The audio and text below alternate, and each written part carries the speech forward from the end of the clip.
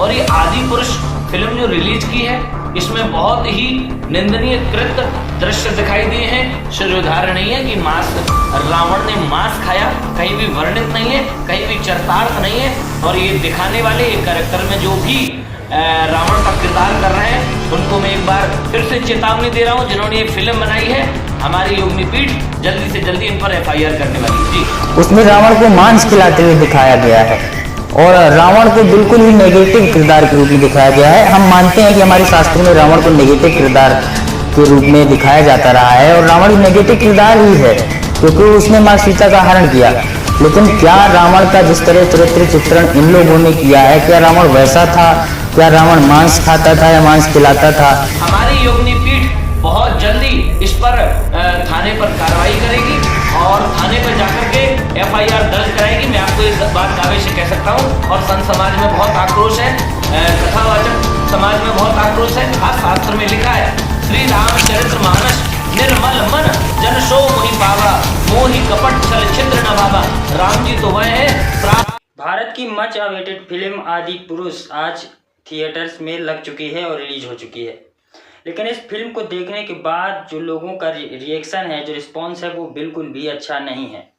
बॉलीवुड के द्वारा लगातार कई सालों से हिंदू धर्म को टारगेट किया जाता रहा है। हिंदू धर्म के देवी देवताओं, हिंदू धर्म के ग्रंथों को लगातार बदनाम करने के लिए अलग अलग कैरेक्टर्स के द्वारा हिंदू धर्म को लगातार क्रिटिसाइज करने का प्रयास बॉलीवुड के द्वारा किया जाता रहा है और ऐसे आरोप भी बॉलीवुड पिछले कई सालों से झेल रहा है। तो इसी पर हमारे साथ बात करने के लिए प्रसिद्ध कथावाचक और जिनका बालाजी का दरबार भी लगता है, बागेश्वर धाम सरकार की तरह इनका भी चमत्कारी दिव्य दरबार लगता है और पूरे भारत में प्रसिद्ध हैं अवध सरकार जी, अवधेश गुरु जी हमारे साथ जुड़ने वाले हैं।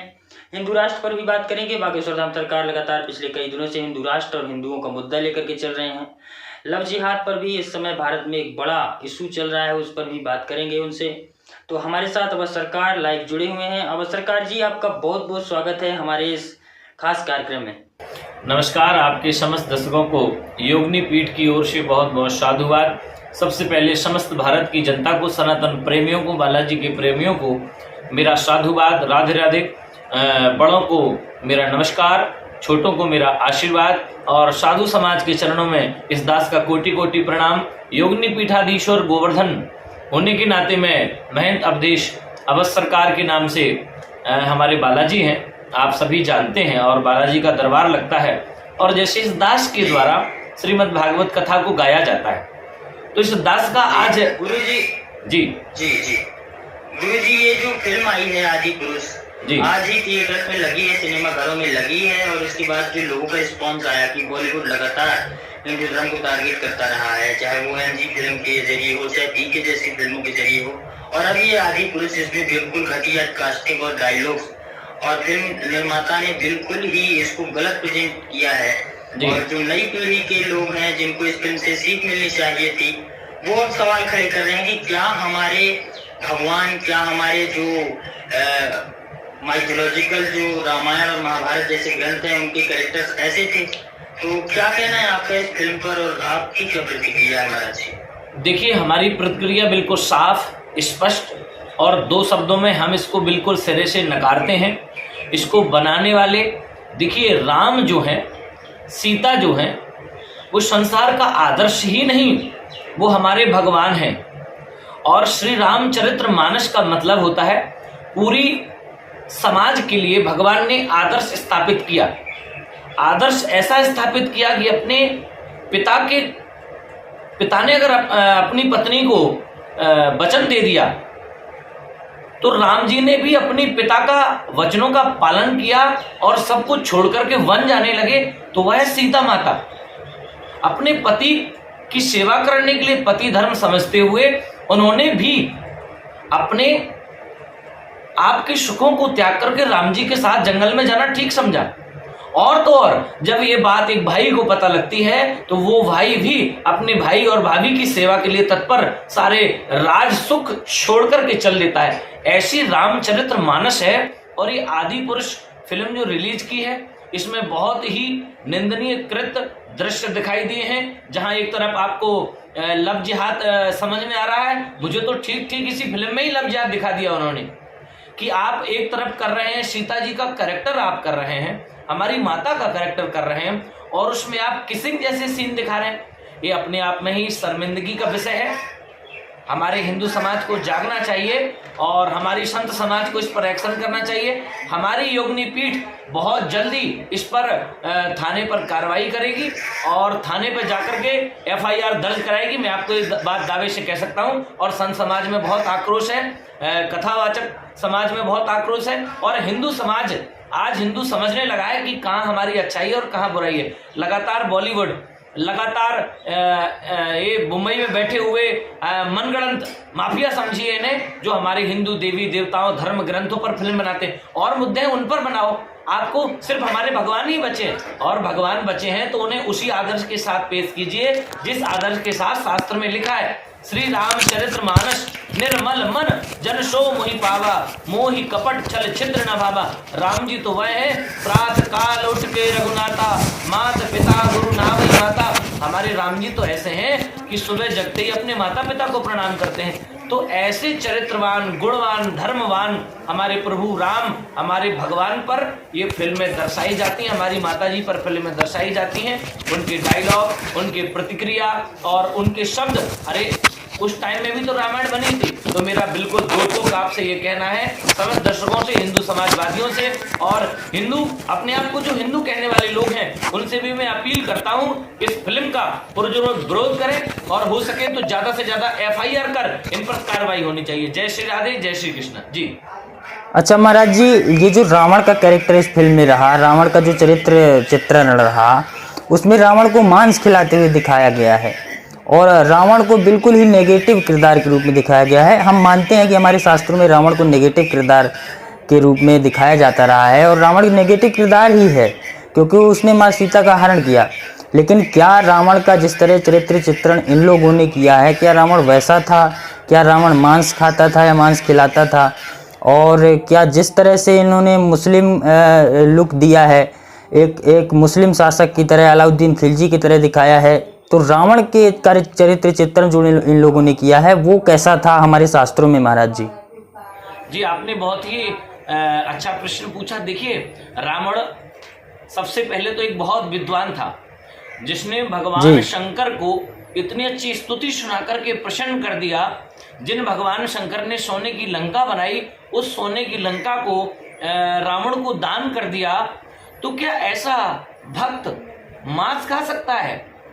और रावण की छवि मानते हैं कि उसने माता सीता का हरण किया, इसीलिए, सिर्फ इसीलिए जाति से वह राक्षस है।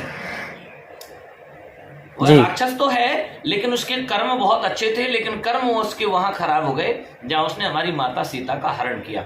एक स्त्री का सम्मान करना साधारण से साधारण पुरुष का, मनुष्य वर्ग का, हर एक हिंदू संप्रदाय का धर्म है कि वह स्त्री का सम्मान करे। लेकिन रावण ने ऐसा ना करके और विपरीत किया है, हमारी माताजी का हरण किया। उससे उसको घृणित दृष्टि से देखा गया, उसे पापी दृष्टि से देखा गया।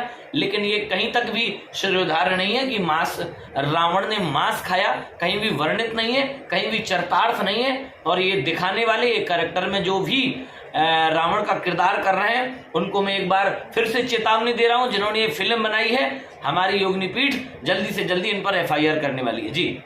जी। अच्छा महाराज जी, लव जिहाद पे जो इस समय इशू चल रहा है देश में, साक्षी का मर्डर हुआ, उसके पहले एक दूसरी हिंदू लड़की का मर्डर हुआ, और अब उस पर एक पूरे देश में बहस चल रही है। तो अवध सरकार और योगिनी पीठ का क्या व्यू है लव जिहाद पे? देखिए, लव जिहाद पर हमारा बिल्कुल साफ और सुसज्जित कड़े शब्दों में निंदनीय है। लव जिहाद जैसी घटनाएं हमारे हिंदू देश में, हमारे भारत देश में, जहां श्री रामचंद्र भगवान रहे, जहां समस्त समुदाय, जहां भगवान श्री कृष्ण ने अपनी लीलाओं को गाया, अपनी लीलाओं को किया, जहां श्री रामचंद्र भगवान हमारे ही देश में, जहां भगवान ने अवतार लिया, वो और कोई देश नहीं, हिंदू धर्म भारतवर्ष ही है। और भारतवर्ष में लव जिहाद जैसी घटनाएं निंदनीय है, आलोचनीय है। इनकी भर्षण हमारी तरफ से निंदा की जाती है और ऐसा आइंदा ना हो। देखिए, हमारे धर्म में जो भी लोग हैं हमारे धर्म में दया है और दूसरे धर्म में अली मौला करने वाले लोगों के अंदर दया नहीं है। क्यों दया नहीं है? क्योंकि वह तो बकरे की बलि चढ़ाते, वह तो नमाज अदा करने से पहले उनके सारे काम ही उल्टे। जी। अरे वह अपने भगवान की इबादत करने जाते हैं, उनके शास्त्रों में नहीं लिखा कि बकरे की बलि नहीं देनी चाहिए। शायद वो तो, या अभी मैं सुन रहा था किसी मौलवी साहब को, उन्होंने कहा कि नहीं बकरे की बलि देना तो बहुत ही घृणित पाप है, उनके ही कुरान में लिखा हुआ है। फिर भी वो लोग बकरे की बलि देते हैं, तो उनके लिए मारना काटना बहुत साधारण सी बात है।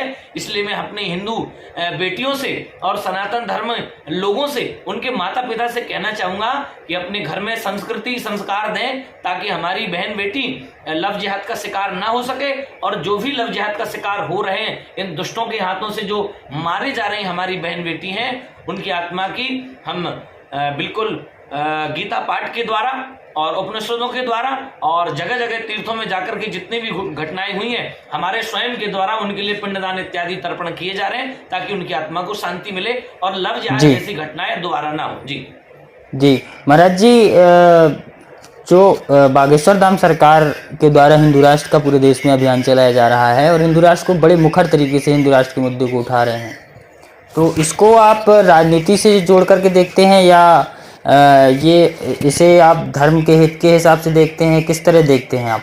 देखिए, बिल्कुल सबसे प्रथम दृष्टया तो ये राजनीति ही है। दूसरा, अगर हिंदू राष्ट्र की बात हमारे बागेश्वर धाम वाले कर रहे हैं तो उनके लिए बहुत बहुत साधुवाद। हमारी योगिनी पीठ उनके साथ कंधे से कंधा मिलाकर के खड़ी है। अब तो इसमें एक स्वर दिखाई नहीं दे रहे हैं। हमारे हिंदू भाइयों में भी कहीं ना कहीं दो फाक हो रही है।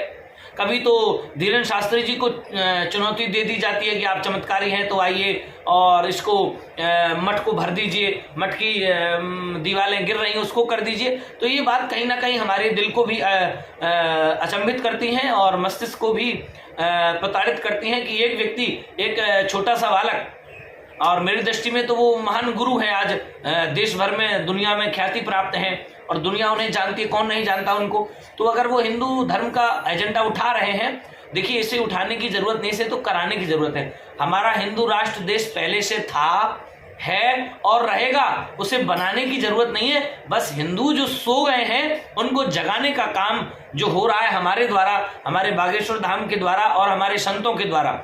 अगर हिंदू राष्ट्र को घोषित कराना है तो आपके चैनल के माध्यम से मेरे पूरे भारत देश सनातनियों को मैं संदेश जारी कर रहा हूं कि हमारे सारे साधु संत एक बहुत जल्दी मीटिंग करें और उस मीटिंग में इस प्रस्ताव को विधानसभा ले जाएं। इस पर एक आंदोलन होना चाहिए। एक व्यक्ति ही क्यों बार बार हिंदू राष्ट्र की घोषणा कर रहा है? क्या बागेश्वर वालों ने ही हिंदू समाज का ठेका ले रखा है कि वही हिंदू राष्ट्र को घोषित कराएंगे? क्या और साधु संत नहीं है? क्या और शंकराचार्य नहीं है? क्या और महंत नहीं है? क्या और हिंदू धर्म नहीं, हिंदू धर्म के लोग नहीं है? क्या और जो लामपंथी लोग हैं, क्या आरएसएस नहीं है? तो कितने ऐसे लोग हैं जो अपने आप को हिंदूवादी कहते हैं, मनुवादी कहते हैं। उनको भी आगे आकर के हिंदू राष्ट्र की बात करना चाहिए। कहीं ना कहीं बागेश्वर धाम वालों के साथ में राजनीति ही हो रही है और राजनीति के द्वारा उनको चमकाया जाता है। जी गुरु जी, बहुत बहुत धन्यवाद हमारे साथ आप जुड़ने के लिए। आप अभी मुंबई में हैं, जितनी जानकारी हमारे पास है और आपके पास बहुत कम समय था, हमें समय देने के लिए आपका बहुत बहुत धन्यवाद। धन्यवाद महाराज जी। राधे राधे, जय बालाजी। तो हमारे साथ मुंबई से अवध सरकार जी जुड़े हुए थे। इस समय वहाँ दरबार उनका चल रहा है, उससे उन्होंने अपना समय निकाल करके हमारे साथ बातचीत की, उसके लिए उन सभी का धन्यवाद। आप इस कार्यक्रम में जुड़े आप सभी दर्शकों का भी धन्यवाद। जनता वाणी को देखते रहिए। जनता वाणी के यूट्यूब चैनल को सब्सक्राइब और फेसबुक पेज को लाइक कर दीजिएगा। नमस्कार, जय हिंद।